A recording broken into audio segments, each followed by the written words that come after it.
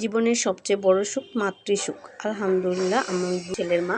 আল্লাহ আমাকে ২ টা ছেলে দান করছে। আলহামদুলিল্লাহ, আমি শুকরিয়া আল্লাহর কাছে। আজ আমার বড় ছেলে আবিদ হাসানের জন্মদিন। সবাই আবিদের জন্য দোয়া করবেন। আসসালামু আলাইকুম, সবাই কেমন আছেন? আলহামদুলিল্লাহ, আমরা ভালো আছি। তো আজ আমার আবিদ হাসানের জন্মদিন। তার জন্মদিনটা আমি কিভাবে উদযাপন করেছি সেটার ভিডিও শেয়ার করব সবার সামনে।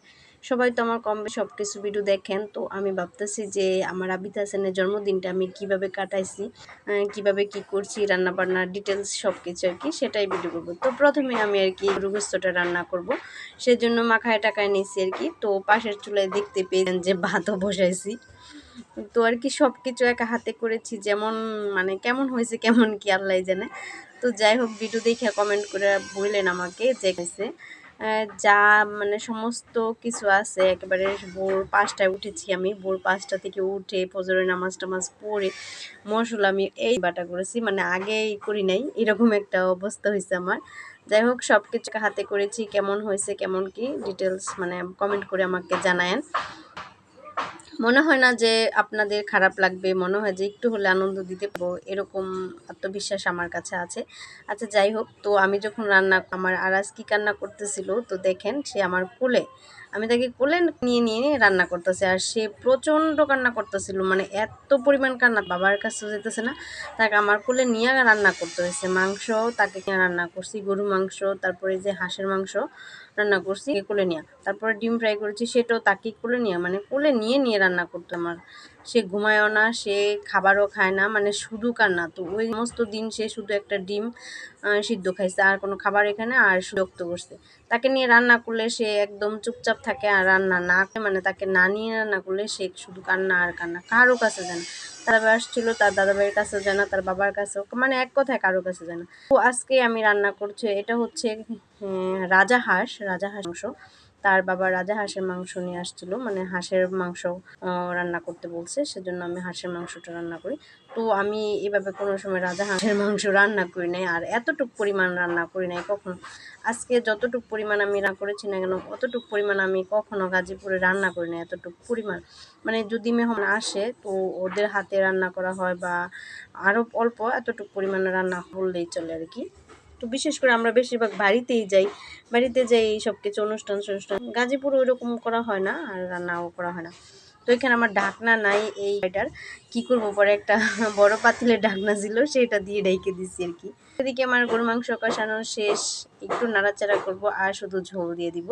আর পাশের দেখতেই পেয়েছেন যে হাঁসের মাংসটা। তো কেমন হয়েছে, কালারটা কেমন বা কী আসবে কমেন্ট করে জানান, সবার কাছ থেকে কমেন্টের আশা করতেছি। তো এদিকে হাঁসের মাংস মধ্যে ঝোল দিয়ে দিছি, আর গুলো তো প্রায় কষানো শেষে ঝোল দেওয়ার হয়ে যেতেছে প্রায় আর কি। তো ওই টাইমে একটা মজার ব্যাপার হয়েছে, আবার চলে গেছে হচ্ছে গ্যাস। একে হচ্ছে আরাজ কান্না করতেছে, ২ হচ্ছে কারো কাছে যায় না, তাকে নিয়ে নিয়ে কোলে নিয়ে রান্না করতেছে, ৩ হচ্ছে এখন আবার গ্যাস চলে গেছে। কিন্তু ২ চুলায় রান্না করে বসাই দিছি, তবুও কিন্তু মানে আমার যদি গ্যাস থাকতো আমার ১২টার ভিতরে রান্না কম যেত, বা বড় জোর ১২:৩০ লাগতো, কিন্তু এই রান্না শেষ হয়েছে আমার ১:৩০ বাজছে। কারণ হচ্ছে গ্যাস ছিল না। লাস্টে কি করছি, আমি আমার একটা ইন্ডাকশন ছিল, ওইটার মধ্যে যাই ডিম বাচ্ছি, বাচ্ছি এরকম।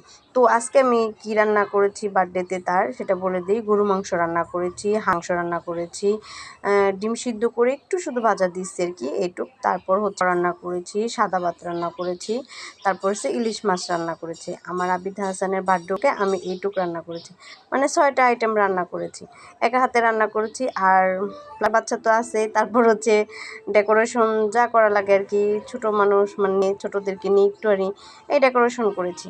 যাই হোক, দেখতে থাকুন। এখন হচ্ছে পোলাও রান্না করব। তো পোলাও রান্না করার সময় যেভাবে আমি আগে রান্না করি, আমি আসলে রান্নার ডিটেলসে যেতেছি না, কারণ ডিটেলস বলতে গেলে এখানে হবে না।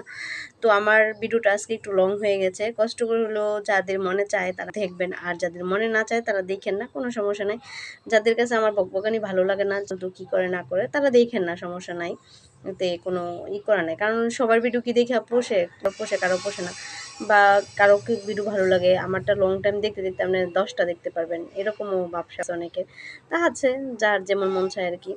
তো এই যে তো রান্না বান্না করা শেষ, এখন হচ্ছে ডেকোরেশনের পালা। তো বাচ্চাদের একটু হেল্প নিতেছি যে একটু ফুলাই দাও, আর করবো না আমি বাকিটা। তো এক একজন এক একটা করতেছে আর কি। তো ওই যে মানে সব কিছু কমপ্লিট, ফাইনাল লুক হচ্ছে এটা। তো আমরা এখানে আমাদের ড্রয়িং রুমটার মধ্যে কেক কাটবো। তো দেখেন কেমন হচ্ছে। তো আমার আরাজ আবার ঘুরে ঘুরে দেখতেছে আর যা পাইতেছে তা মুখে দিতেছে আর কি। তো কেমন হয়েছে কেমন কি জানায়েন কমেন্টের মধ্যে। তো আমার আবিদ বলছিল যে তার ব্লু কালারের সব কিছু আনতে।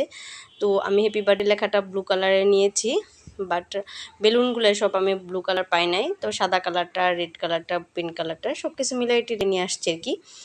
তো এইভাবেই নিয়েছে। দেখেন আমার আর ফাইনাল লুক আর কি, যেখানে আমি কেকটা কাটবো সেখানটার।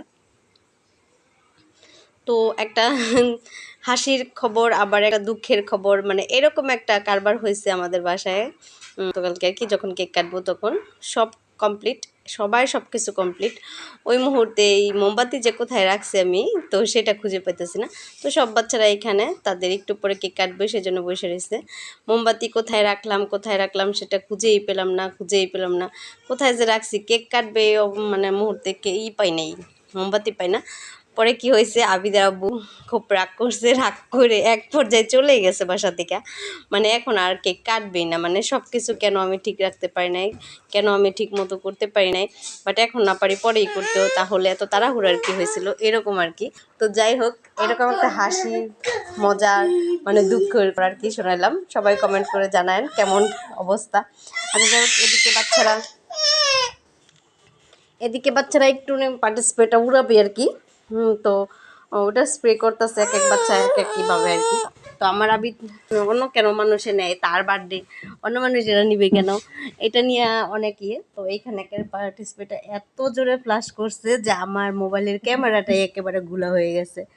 এই অবস্থা, বাচ্চারা একটু দুষ্টুমি আর কি করলো, এই আর কিছু না। তো যাই হোক, সবাই অনেক আনন্দ করছে, সবাই অনেক মজা করছে আর কি। তো কেকটা কাটাই হলো না, কেক কাটছি আমরা সন্ধ্যার পরে, মানে রাত 7টার দিকে আমরা কেকটা কেটেছিলাম। তো বাচ্চাদেরকে এটা হচ্ছে বিকালে, বাচ্চাদেরকে পরে বলছি যে এখন তোমরা চলে যাও, আঙ্কেল আসলে তারপর আবার কেক কাটবো, যখন কাটবো তখন তোমাদেরকে ডাইকা নিয়ে আসবো আর কি। তো ছোটো বাচ্চারা তো মানে মজা করার জন্য ওস্তাদ আর কি।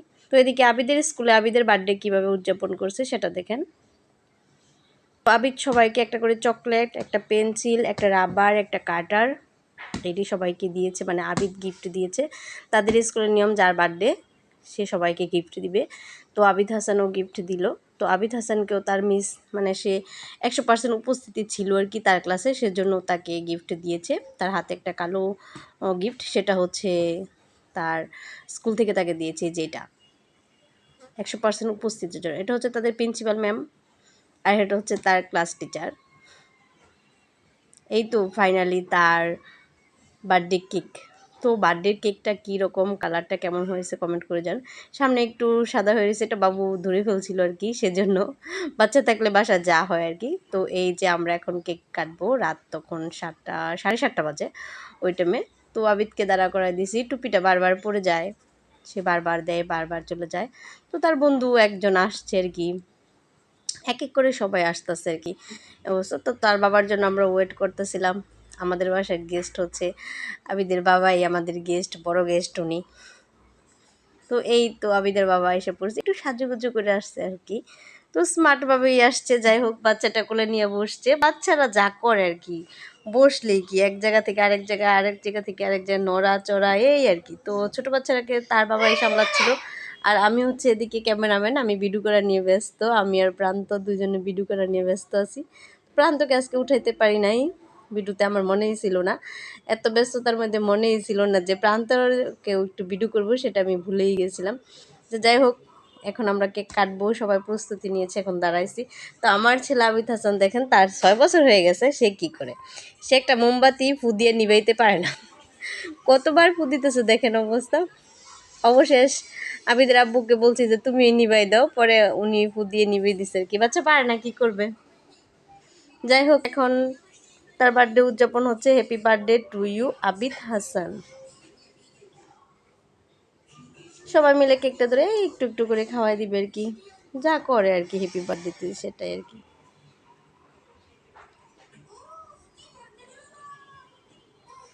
ছোটো বাচ্চাটাকে দিতেছে, কিন্তু ছোটো বাচ্চা তো অবশ্যই খায় না, মানে সে সব কিছু ধরবে, বাট মুখেও মানে খাবে না আর কি, মুখে নিবে কিন্তু সে খাবে না, তার হচ্ছে এই অবস্থা। এদিকে প্রান্তকে বলতেছি, প্রান্ত তুমি কেক নাও, সে নিতেছে মিষ্টি, সে মিষ্টি খাবে।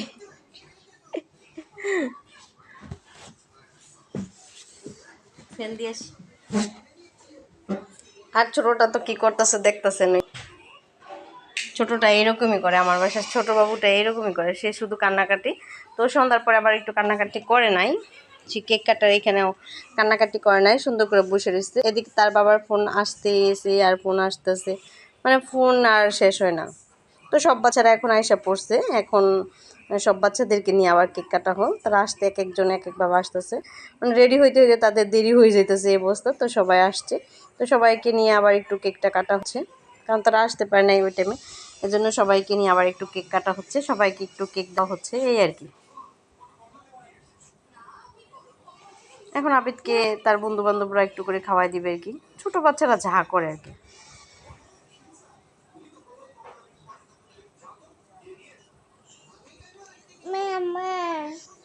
তো এই তো যখন কেক খাওয়া দাওয়া শেষ, চকলেট খেলো, কেক খেলো, মিষ্টি খেলো, এখন হচ্ছে তারা একটু নাচাকানা করবে। তো রুমের ভিতরে এক তো শব্দ হচ্ছিল, এদিকে প্রান্ত মানে বিরক্ত ফিল করতেছে, তার বাবাও, মানে বাচ্চারা একসাথে পড়লে যা করে আর কি।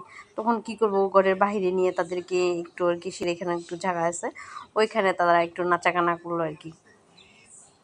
তো আমার আবিদ আবার স্প্রে করতে করতে স্প্রে যে শেষ হয়ে গেছে সেটা জানেই না, খালি বলতেছে আসে না কেন, আসে না কেন, এই করতেছে আর কি। তাদেরকে আবার এক একভাবে দাঁড়া করাইতেছি যে এভাবে তোমরা। তো আজকে এই পর্যন্তই, সবাই ভালো থাকুন, সুস্থ থাকুন, আল্লাহ হাফেজ।